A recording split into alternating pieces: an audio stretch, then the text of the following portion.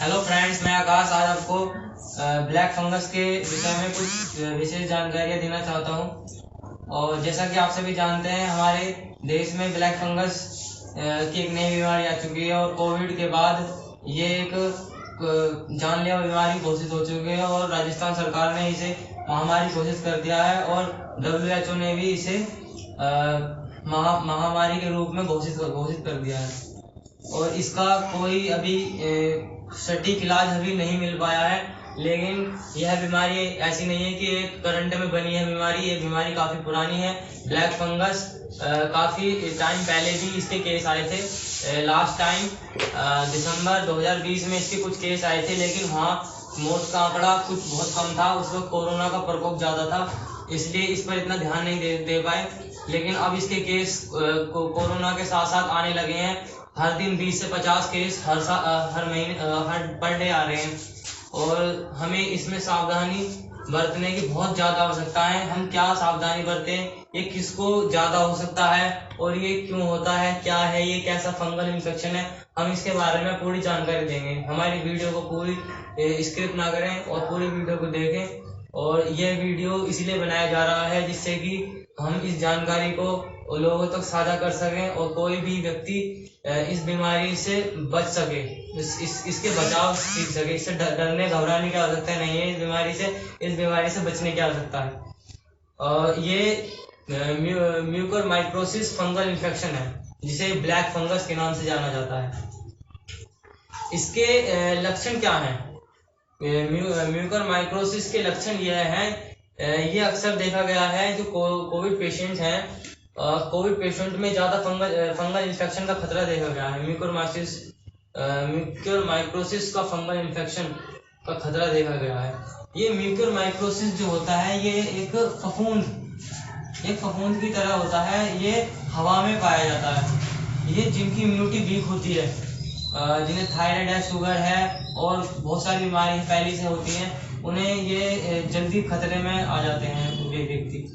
तो इससे बचने के लिए हमें अपनी इम्यूनिटी को तंदुरुस्त रखना होगा, अपने पेट को दुरुस्त रखना होगा और हमें कुछ योगाभ्यास हैं, कपालभाति है, अनुलोम विलोम है और बहुत सारे कुछ योगाभ्यास हैं। बाबा रामदेव का चैनल खोल लो, कुछ भी इंडिया टीवी न्यूज़ चैनल पे आता है बाबा रामदेव, उनके 1 घंटा एक्सरसाइज योगा करिए। हम कुल मिलाकर हमें अपनी पूरी बॉडी को फिट रखना है, इम्यूनिटी को अप रखना है, इम्यूनिटी डाउन नहीं होने देना है। और कहीं ना कहीं जितने भी हमारे रोग हमारे शरीर में आते हैं, ये इम्यूनिटी वीक की वजह से आते हैं। कोई भी हो, कोविड आया था, कोविड भी इम्यूनिटी जैसे ही इम्यूनिटी वीक होती है वैसे ही कोरोना हो जाता है। कोरोना का जो लक्ष्य वो जो वायरस है, ये इम्यूनिटी ही वीक करता है और ये जो फंगल इन्फेक्शन आया है, ये भी इम्यूनिटी को खत्म कर देता है और ये अपने नए लक्षण को साथ लेकर आया है। इसके लक्षण क्या है? इसके लक्षण, सबसे जो खतरनाक लक्षण है इसका ये है कि फंगल इन्फेक्शन जो ये सबसे पहले साइनस में प्रवेश करता है। नाक के पीछे वाली हड्डी होती है, उसमें प्रवेश करता है। उसमें प्रवेश करके ये वहाँ की सेल्स जो हम उसके अंदर, नाक के अंदर जो कोशिकाएं होती हैं, बहुत छोटी छोटी नरम कोशिकाएं होती हैं, उन्हें नष्ट कर देता है, जिससे हमें सांस लेने में दिक्कत हो जाती है और ये फिर धीरे धीरे लंग्स में पहुंच जाता है और फिर वहाँ इन्फेक्शन क्रिएट कर देता है और धीरे धीरे आंखों तक पहुंच जाता है। आंखों की इस सेल्स को डेड करता चला जाता है और धीरे धीरे अंधापन होना शुरू हो जाता है और इंसान को रतौंधी रोग और आंखों से ऐसा भी पता चला है कि उन्हें बिल्कुल आंख की दृष्टि खत्म होती जा रही है उन पेशेंटों की। और डॉक्टरों का यह कहना है कि ये जिस आंखों तक अगर पहुंच गया है, अगर शुरुआती है, तो इसमें एक इंजेक्शन काम कर रहा है। M14 इंजेक्शन है कुछ, वो उस इंजेक्शन से ये कुछ कंट्रोल में आ रहा है। अगर शुरुआत में पता चल जाए ये इन्फेक्शन हो रहा है, तो अगर इसका अगर ज़्यादा ही प्रभावी केस हो जाता है इस फंगल इन्फेक्शन का, तो ये मौत का रूप ले लेता है। इसलिए इसे कहा गया है, मौत का नया नाम ब्लैक फंगस म्यूकोरमाइकोसिस। और इसमें ये देखा गया है कि लोगों की आंखें भी निकाली पड़ रही हैं और उनकी जान बचाने के लिए उनकी आंखें तक निकाली गई है। लोगों को अंधेपन का शिकार हो रहे हैं। और ये धीरे धीरे आंखों से मस्तिष्क में पहुंच जाता है और मस्तिष्क की सारी कोशिकाओं को डेड कर देता है और इंसान की मौत हो सकती है। और इसमें मौत के आंकड़े धीरे धीरे बढ़ते जा रहे हैं। जैसा कि अभी रात न्यूज में बताया गया था कि महाराष्ट्र में 150 से ज्यादा केसेस ब्लैक फंगस के आ चुके हैं। ये मैं डरा नहीं रहा हूँ आपको, ये आगाह कर रहा हूँ, आपको सावधान करने की कोशिश कर रहा हूँ, जिससे कि आप घर में ही रहें, बाहर ना जाएं। हाँ, अपनी साफ सफाई का ध्यान रखें और मास्क प्रॉपर पहने, सैनिटाइज करें और अपनी इम्यूनिटी को बढ़ाने के लिए हल्दी हुआ, अदरक हुआ और लहसुन हुआ, ऐसे एंटी फंगल एंटी एजेंट घर में औषधियां हैं, उनका थोड़ी थोड़ी मात्रा में सेवन करें। नेट और गूगल आपके पास है, नेट पर सर्च करें लहसुन के क्या फायदे हैं और इस तरीके से हम अपने आप को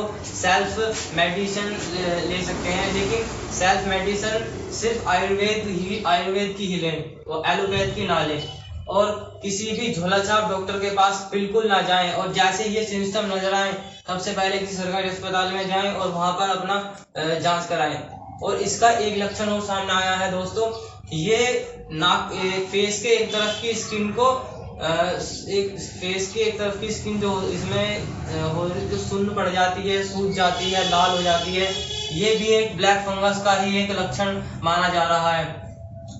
इसमें ब्लैक फंगस में आंखों की दृष्टि, जबड़ा और गले की हड्डी, गले के नीचे की हड्डी, ये सब कुछ निकालना पड़ रहा है उस इंसान की जान बचाने के लिए। आप समझ सकते हैं कितना खतरनाक हो सकता है। ये कोविड से भी ज्यादा खतरनाक है, मैं बार बार कह रहा हूँ। तो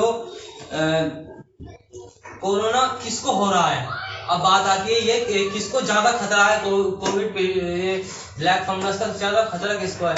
सबसे ज्यादा खतरा कोविड पेशेंटों को है, जो अब हाल ही में कोविड पेशेंट से ठीक हुए हैं या कोविड पेशेंट हैं, उन्हें ये सबसे ज्यादा खतरा है कोविड ब्लैक फंगस का।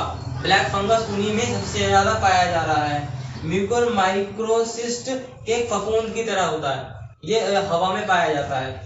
इसके लक्षण बुखार आना, सिर दर्द, खांसी और सांस लेने में दिक्कत, खून और बलगम में उल्टी भी आ सकती हैं।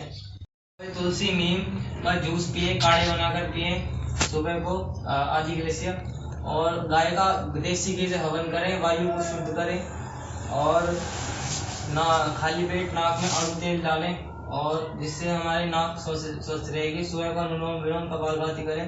यही इसके ब्लैक फंगस के छोटी सी सावधानी बरत सकते हैं और बचाव कर सकते हैं। और जय हिंद, जय भारत, नमस्कार। तो इससे मानसिक परेशानी भी हो सकती है और त्वचा पर जख्म, आंखों के पास लाल लाल चकत्ते से हो जाते हैं और लाल लाल पपड़ी सी होने लगती है। और इसके इलाज में कुछ एंटी फंगल दवाइयाँ दी जा रही हैं डॉक्टरों के परामर्श के अनुसार। और हमें अपने शरीर को डिहाइड्रेट नहीं होने देना है। हमें अपने शरीर को हाइड्रेट, ज़्यादा से ज़्यादा पानी पीना है और लिक्विड के सारे अपने प्रॉपर ऑक्सीजन लेनी है और हम पानी से ऑक्सीजन की पूर्ति भी कर सकते हैं। और आते हैं हम अपनी आयुर्वेदिक दवाइयों के ऊपर। हम आयुर्वेदिक घर पर फर्स्ट एड क्या कर सकते हैं, हम ठीक ठाक अपने आप को सही कैसे रख सकते हैं, बीमारियों से कैसे बच सकते हैं। तो बाबा रामदेव जी के अनुसार